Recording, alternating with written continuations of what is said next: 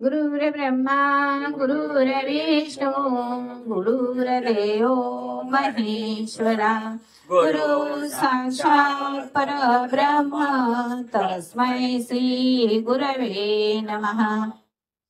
आपल्याला नेहमी प्रश्न पडतात, माझ्या आयुष्यात त्रास का, दुःख का? कारण मी तर कोणाचं वाईट केलेलं नाहीये, वाईट करत नाहीये, तरी त्रास का? आणि सगळ्यांनाच, कारण प्रत्येक जण काय होतं माहितीये, संसारामध्ये अडकलेला असतो आणि आपण जे काही करतो याचा कधी विचार करत नाही. आपण काय चुकीचं करतोय आणि काय बरोबर करतोय, कुठला चुकीचा विचार करतोय आणि कुठला चांगला विचार करतोय हा कधीच विचार करत नाही, याचा विचारच करत नाही. फक्त कृती होत राहते. आणि कृती कशासाठी होत राहते तर आपला हव्यास असतो, मोह असतो. आम्हाला हवंय मिळवायचंय, अमुक एक गोष्ट हवी, तमुक हवं, तमुक. प्रत्येक गोष्टीच्या मागे आम्ही हात धुवून लागतो आणि त्यावेळेस ते करत असताना आमची भावकर्म ही बिघडतात आणि प्रत्यक्ष जी कर्म करतो तीही बिघडतात. आता उदाहरण सांगायचं असेल तर आमचे तर मधू बसले बघा, आता हसेल. काय असं माहिती, आम्ही तीच नाही, एक ती प्रतीक आहे. मी फक्त मधूचं उदाहरण, मी ती प्रतीक आहे. आम्ही सारीच माणसं अशी अडकलेली असतो संसारामध्ये, मुलाबाळांमध्ये, त्या रहाट गाडग्यामध्ये अडकलेलो असतो आणि आम्हाला स्वतःसाठी वेळ नसतो, बिलकुल स्वतःसाठी वेळ नसतो. आणि आम्ही तो काढत नाही, पण स्वतःला मात्र स्वतः सतत कोसत राहतो. किती मला हा त्रास, किती किती काय काय करू देवा, कंटाळा आला या संसाराचा. होतं ना मॅडम? तरी सुद्धा आम्हाला कंटाळा येतो, आम्ही त्रासतोय, थकतोय, भागतोय, तरी सुद्धा पुन्हा त्याच्यामध्ये, त्या दलदलीमध्ये फसत असतो. पण आमच्या आयुष्यात हे सगळं का घडत असतं, कशामुळे घडतं हा विचार आम्ही करत नाही. आमच्या आयुष्यात आज जे वर्तमानामध्ये घडत असतं तो आमचा संचित कर्माचा भाग असतो. आणि त्या संचित कर्माचं फळ म्हणून आज जे आम्ही सुखाच्या रूपाने किंवा दुःखाच्या रूपाने भोगतो ते संचित कर्माचं फळ असतं. पुन्हा एक प्रतीक, वेळ फार कमी आहे, आरतीची वेळ होईल. प्रतीक रूपाने मी प्रतिकात्मक म्हणून एक गोष्ट सांगते. राजा असतो, अतिशय धार्मिक, आध्यात्मिक, सुशील, आचरणाच्या बाबतीत श्रेष्ठ, एकदम सनातनी असतो. आणि तो तिथे राजवाड्यामध्येच कृष्णाचं मंदिर बांधतो. कृष्णाला ठाकूर म्हणतात माहितीये ना, गोपाल ठाकूर वगैरे म्हणतात. तर कृष्णाचं मंदिर बांधतो आणि तिथे एक पुजारी ठेवतो. ब्राह्मण असतात, ओळखीचे असतात, ब्राह्मणांना पुजारी ठेव. ब्राह्मणही अतिशय धार्मिक असतात आणि ते ब्राह्मण कधीही कुठलीही मागणी करत नाहीत. अगदी सद्भावाने कृष्णाची सेवा चालू असते, पूजा करत असतात. असे बरेच वर्ष जातात. काही वर्षाने राजाला मुलगा होतो, राजपुत्र होतो. राजपुत्र मोठा होतो. राजपुत्र मोठा झाल्यानंतर त्याचं शिक्षण वगैरे होतं, सगळं काही होतं. मग राजा लग्न करून देतो. राजकन्या, राजकुमाराची बायको घरी येते, राणी येते. ह्या ब्राह्मणालाही राजाकडे ठाकुरांची, कृष्णाची सेवा करत असताना 20 वर्ष झालेली असतात. या 20 वर्षामध्ये त्या पंडितांची, ब्राह्मणाची काही तक्रार नसते राजाबद्दल किंवा त्या सेवेबद्दल. जे काही पदरात मिळते ते समाधानाने ती सेवा करत असतात. कारण राजाही धार्मिक वृत्तीचा असतो आणि राजाही खुश असतो की ह्या ब्राह्मणाकडून, ब्राह्मण कृष्णाची जी सेवा करतायत आणि विना तक्रार करतायत, कसलीही मागणी न करता करतायत, आणि त्यात राजाही आनंदी असतो. राजकुमारचं लग्न होतं. पहिलीच रात्र असते. राजकुमार आणि राजकुमाराची बायको महालात असतात. राजकुमार तपून झोपलेला असतो. राजकुमारीला काही झोप येत नाही म्हणून ती महालामध्ये फेऱ्या मारते. तेवढ्यात तिला एका म्यानामध्ये हिरे माणकाने चमकत असलेली तलवार दिसते. हिरे माणकाने चमकत असलेली तलवार दिसते. तिला कुतूहल वाटतं. ती काय करते, त्या म्यानातून ती तलवार बाहेर काढते. त्या तलवार बाहेर काढल्यानंतर ती तलवार इतकी तेजाने तळपत असते, त्यामुळे ती घाबरते आणि तिच्या हातातून तलवार सटकते आणि बरोबर राजपुत्राच्या मानेवर पडते. राजपुत्र तिथे त्याचा अंत होतो. राजपुत्राचा रात्रीची वेळ असते. ही घाबरते. आपल्याकडून राजपुत्राचा आपल्या नवऱ्याचा वध झालेला आहे, गेलेला आहे, आता हे सांगायचं कसं लोकांना, कसं काय सांगणार. म्हणून सकाळी मग ती विलाप करते, रडत रडत असते. आणि मग ती असं सांगते, रात्री येऊन कुणीतरी माझ्या नवऱ्याला मारलं. आता तिला विचारतात, तू कोणाला पाहिलंस का? तुला मी कोणाला पाहिलं नाही, काहीतरी बघितलं असेल. नाही. मग ती काय सांगते, कृष्णाच्या मंदिराकडे जाताना मी एका माणसाला पाहिलं. कृष्णाच्या मंदिराकडे जाताना एका माणसाला पाहिलं, एवढंच बोलते. सगळे सैनिक प्रधान वगैरे जमलेले असतात आणि मग राजा आणि ते प्रधानमंत्री वगैरे सगळे मंदिराकडे निघतात. ते ब्राह्मण कृष्णाची पूजा करण्यात दंग असतात, मग्न असतात. लोकांनी सांगितलं एकच व्यक्ती आहे कृष्णाच्या मंदिराकडे गेलेली. सगळ्यांना संशय येतो की ह्या ब्राह्मणानेच राजकुमाराचा वध केलेला आहे. सगळेजण पकडतात. राजाला मात्र एक असतं राजाच्या मनात, की राजा काय म्हणतो, हे आपले पंडित जे आहेत, ब्राह्मण आहेत, ते काय असं करू शकत नाहीत. पण बाकी सगळी जनता त्या ब्राह्मणाच्या विरुद्ध असते आणि म्हणून राजाला सुद्धा तो निर्णय घ्यावा लागतो की यानेच आपल्या मुलाचा वध केलाय. मग राजा म्हणतो ब्राह्मणाला, एवढी वर्ष तू सेवा केलीयस, अगदी प्रामाणिकपणे, कधी कुठे चुकला नाहीस, धार्मिक आज्ञा निघाल्या, पण तुला या तुझ्या अपराधाची शिक्षा मिळायला पाहिजे. मग मी तुला देहदंडाची शिक्षा देत नाही, फाशीची शिक्षा देत नाही, पण मात्र प्रधानमंत्र्याला ऑर्डर करतो, आज्ञा करतात, याचा उजवा हात कापून टाका. याचा उजवा हात कापून टाका. उजवा हात त्याचा तोडला जातो. त्या ब्राह्मणाला खूप दुःख होतं. माझी काही चूक नाहीये, मी काही केलेलं नाहीये. हा सगळ्यांना पडलेला प्रश्न असतो. माझी काही चूक नसताना मला भोगावं का लागतं. मुद्दाम त्या मुद्द्यावर आले की हा प्रश्न आहे की मी काय केलं होतं, मला का, माझ्या का वाट्याला हे आलंय, मी काहीच केलं नाहीये. तसाच ब्राह्मणाला प्रश्न पडतो, मी तर काहीच केलेलं नाही, पण मला ही शिक्षा का भोगावी लागते. आजपर्यंत त्या ब्राह्मणाच्या मनात एकच असं होतं की राजा हा धार्मिक आहे, न्यायी आहे. पण त्या क्षणाला त्याचा हात तोडला जातो तेव्हा मात्र त्याचं मत बदलतं आणि तिथून ती सेवा सोडून तो निघतो.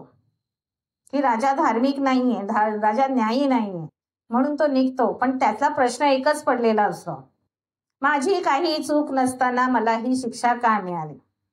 म्हणून ते ज्योतिषी शोधत राहतो की मला उत्तर मिळेल म्हणून. असं फिरत फिरत तो काशीमध्ये जातो. काशीमध्ये एक उत्कृष्ट ज्योतिषी असतात, त्यांचं सगळं ज्योतिष खरं होत असतं. अशा ज्योतिषाच्या घरी तो पोचतो. जेव्हा तर त्या ज्योतिषाच्या घरी तो जातो ब्राह्मण, तेव्हा तेव्हा ज्योतिषी काही घरी नसतात, त्यांची बायको असते. ज्योतिषी घरी नसतात तरी त्यांची बायको ज्योतिष नवऱ्याच्या नावाने शंख फोडत असते, भरपूर कटकट करत असते, अद्वा तद्वा बोलत असते. ब्राह्मणाला प्रश्न पडतो, ज्योतिषी तर घरी नाही, तिचा नवरा तर घरी नाही, मग ही का कटकट करते, ही का बडबड करते. ज्योतिषी येईपर्यंत तो वाट बघतो, बसलेला असतो. एवढ्यात ते ज्योतिषी महाराज येतात. ज्योतिषी महाराज त्याच्यात काय काम काढलं. ब्राह्मण म्हणतात, ठीक आहे, माझं काम मी तुम्हाला नंतर सांगतो, पण मला पडलेल्या एका प्रश्नाचं तुम्ही उत्तर द्या. ज्योतिषी आल्यानंतर सुद्धा ती त्यांची बायको त्यांना अद्वा तद्वा नको ते शब्द बोलत असते, भांडत असते. त्यांना प्रश्न पंडितजी त्यांना विचारतात, महाराज मला एकच सांगा, मी आता इथे बराच वेळ बसतोय, तुम्ही घरी नव्हतात तरी तुमची बायको तुम्हाला शिवीगाळ करत होती आणि आता आलायत तरी सुद्धा ती तसंच अद्वा तद्वा बोलते, काय तुम्ही काहीच बोलत नाही. ज्योतिषी म्हणतात, मी कशाला काय बोलू, ते माझं कर्म आहे, ते माझं कर्म आहे. पण आता ह्यांना प्रश्न पडतो, कर्म आहे, हो, मागच्या जन्मामध्ये मी केलेल्या कर्माचं फळ आहे. मागचा जन्म तुमचा काय होता. मागच्या जन्मामध्ये मी कावळा होतो आणि ही गाढवी होती आणि हिच्या पाठीवर एक टेंगूळ आलं होतं, त्याच्यामध्ये सगळं पू वगैरे झालेला होता आणि त्याच्यामध्ये किडे पडलेले होते आणि ते किडे खाण्यासाठी मी तिच्या त्या जो फोड आला होता त्या फोडावर चोची मारत होतो.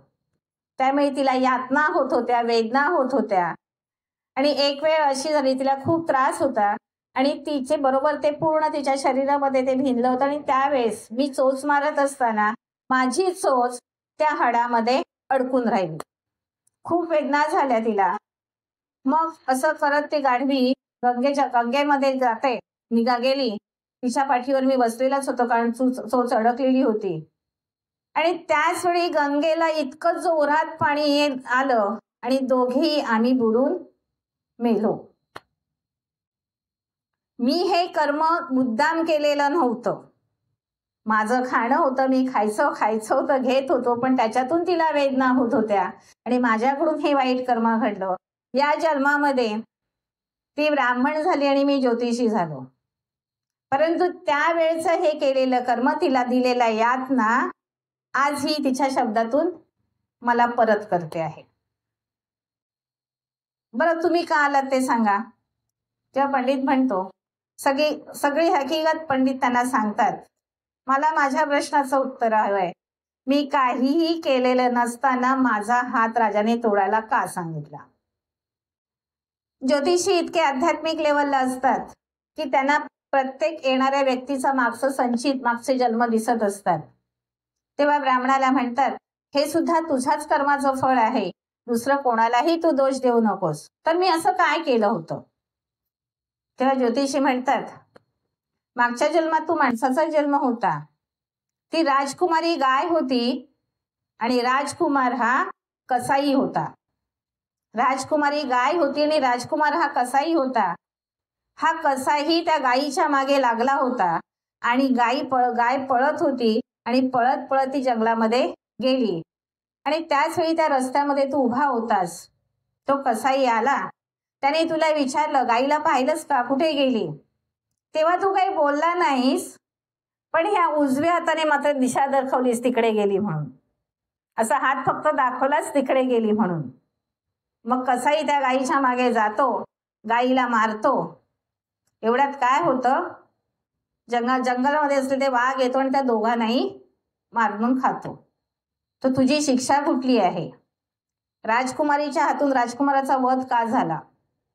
तर राजकुमार हा कसाई होता आणि त्या गाईला त्याने मारलेलं होतं. आणि म्हणून त्या कर्माची परतफेड म्हणून न जाणून बुजून तिने काही नवऱ्याला मारलेलं नव्हतं, पण ती तलवार तिच्या हातून घाबरून पडते आणि बरोबर राजपुत्राच्या मानेवर पडते आणि त्याच्यामध्ये त्याचा मृत्यू होतो. कर्माची फेड झाली. तुझा हात का कापला गेला? त्या हाताने तू दर्शवलंस ना, त्या पापामध्ये सहभागी झालात ना, तिकडे गेलीये म्हणून ती शिक्षा, त्या कर्माचं फळ म्हणून तुला आता तुझा हात गमवावा लागला. थोडक्यात काय, आज आम्ही जे भोगतो, आमच्या आयुष्यात जे काही प्रत्येक क्षण येतो, तो प्रत्येक क्षण सुखाचा असू देत वा दुःखाचा असू देत, तो आमच्या कर्माचाच हिशोब असतो. आता संचित कर्म म्हणजे काय? तर साठवलेलं कर्म, एकाच जन्माचं नाही, अशा कित्येक जन्माचं ते कर्म असतं आणि ते साठवून पुढे साचत बॅलन्स फॉरवर्ड होत असतो आणि ते कर्म परिपक्व झाल्यानंतर त्याचं फळ आपल्याला मिळत असतं. त्यामुळे स्वतःला आपल्याला कोसत राहायचं ना, की मलाच का, मीच का. जसं तो ज्योतिषी स्वीकारतो ना, माझं कर्म उभं आहे, बायकोला म्हणतो ना, माझं कर्म, तिला दोष देत नाहीये, त्यामुळे मला भोगून संपवू देत. तो नवीन कर्म तयार करत नाही तिच्याशी वाद घालून. आम्ही मात्र काय करतो, आम्ही नवीन कर्म तयार करत असतो. वर्तमानामध्ये प्रत्येक वेळी नवीन कर्म तयार करतो. पूर्वीचा साठा आहेच आणि आता पण नवीन साठा आपण नवीन त्याच्यामध्ये जमा करत राहतो. या साधारण गोष्टी का सांगायच्या माहिती आहेत? कर्मावरतीच का बोलायचं? तर ह्या कर्मामुळेच आमच्या आयुष्यात जे काही आहे ते आमच्याच कर्मामुळे आहे आणि आमच्याचमुळे आहे, दुसऱ्यांमुळे नाही. त्यामुळे जर आम्ही स्वीकारलं, आम्ही प्रत्येक वेळी आमच्या आयुष्यात घडणारी घटना आहे, ती घडणारी घटना जर आम्ही आनंदाने स्वीकारली, मग सुख असू देत दुःख असू देत, त्यावेळी एकच विचार केला, स्वामी महाराजांनी माझा एक हिशोब क्लिअर केला.